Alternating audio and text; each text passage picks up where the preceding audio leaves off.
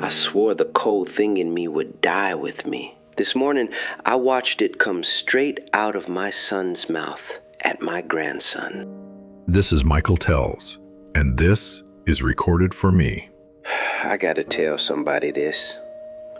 And it can't be anybody who knows us. So it's gonna be you, Michael. If that's all right. This morning, I watched my son kneel down in front of my grandson, little Sam, he's 6, and say 6 words to him. Just 6. You're embarrassing me. Stop it. Now. Quiet. He wasn't yelling. That's the thing. It's worse when they don't yell. And Sam he folded. Went real still. Put his eyes on the floor like there was something down there he had to find. And I knew those words, Michael, every single one of them, because they were mine. I said them to that boy's father, to my own son, David, about 40 years ago, in a parking lot outside a grocery store, when David was maybe Sam's age. Same words, damn near the same voice. I'm 79 years old, and this morning I sat at my son's kitchen table and watched a man I raised do the exact thing I swore on my life would die with me. Let me back up. I'm not telling this right. I was a hard man. That's the plain way to say it. My own daddy was hard, and his was too, I'd imagine, all the way back. Where I come from, you didn't tell a boy you loved him. You made him tough so the world couldn't. That was the love. That's what I told myself. You keep them at arm's length so they don't go soft, so they can take a hit and stay standing. I really believe that. David was a gentle kid. That was the trouble.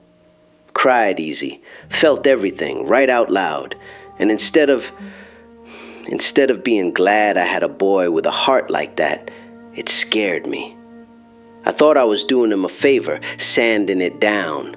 Every time he reached for me, I'd give him a job to do instead. Every time he cried, I'd tell him men don't. I never hit him, Michael. I want you to know that. I never once raised a hand, but I raised a voice, and I raised a cold shoulder. And a kid learns a cold shoulder faster than any belt. He stopped running to me somewhere around 8. I remember noticing it and thinking, good, he's growing up. God help me, I thought that was good. So, Sunday dinners. David does them now. Him and his wife Carol, they have us over most weekends. And I've been watching. For about a year now, I've been watching this thing happen at that table and not saying a word. Last Sunday, it was the milk. Sam knocked over his milk. Just a kid thing, 6 years old, elbow catches the glass and it goes everywhere. And I saw it, Michael. I saw my grandson's whole body do this little flinch. Before the glass even hit the floor, he looked at his father's face first. He checked it. The way you check the sky before you leave the house without a coat. And I knew that check. I built that check. I put it in David when he was small, and David, without ever meaning to, I truly believe he doesn't mean to, David put it in Sam. David didn't scream. He just went quiet and flat and said, every time, every single time with you. And Sam sat there with milk running off the table into his lap, and he apologized. 6 years old, apologizing for an accident like his life depended on it. And I opened my mouth, and I closed it. 'Cause who the hell am I? I'm the original. I'm where the whole thing started. What right have I got to correct the copy? This morning was different, though. This morning, I couldn't sit in it anymore. After David said his 6 words and Sam went off to his room, I followed my son out to the garage. He was just standing there, hands on the workbench, back to me, and I said his name, and he said, real tired, "Don't, Dad." I said it anyway. I said, "You're too hard on that boy." And Michael, he turned around, and I have never, in 40-some years, I have never seen my son look at me the way he looked at me right then. He said, "Where do you think I learned it?" And I didn't have anything. What are you going to say to that? It's true. It's just true. But then he did something I didn't expect. He sat down on this old stool by the bench, and all the hard went out of him at once, like air out of a tire, and he said, quiet, not angry anymore, just wrecked.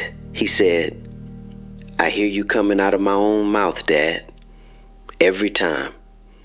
I hear it while it's happening, and I can't stop it. It's like there's a track laid down in me, and I just run on it." He said, "I don't want to be this. I hate it. I go to bed hating it. And in the morning, there it is again." And I realized, Michael, I realized the man was drowning.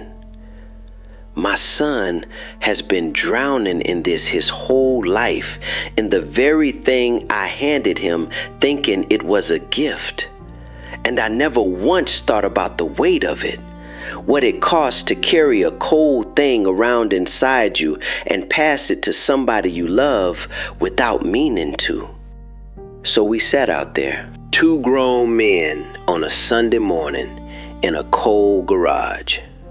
And I did the thing I should have done 50 years ago and never did. I told him I was sorry. Plain. No excuse hooked on to the end of it. I said, "I did this to you. I'm sorry. It was mine, and I gave it to you, and I'm sorry." He didn't say it was okay. Good. It wasn't okay. He just nodded. And his eyes were wet, and mine were wet, and neither one of us wiped them, 'cause I guess we're too much alike for that, even now. And then Sam came out, looking for his dad, kinda hanging in the doorway, doing that check again, reading the room to see if it was safe. And I watched my son, I watched David do something I never did.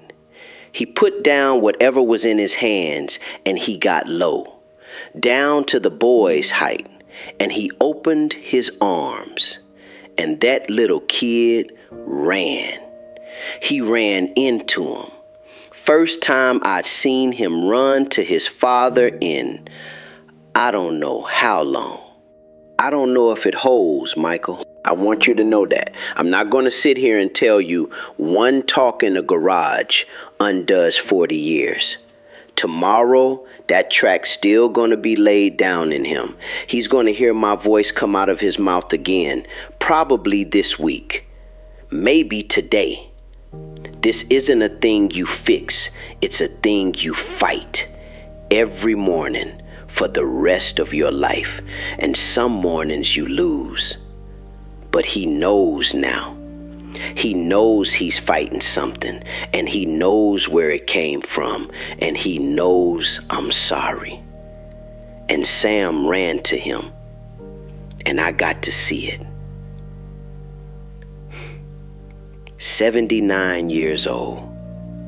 I always thought the thing I'd regret at the end was something I did. Turns out, it's a thing I built and handed down and called it love. I don't know why I needed you to hear this one, Michael.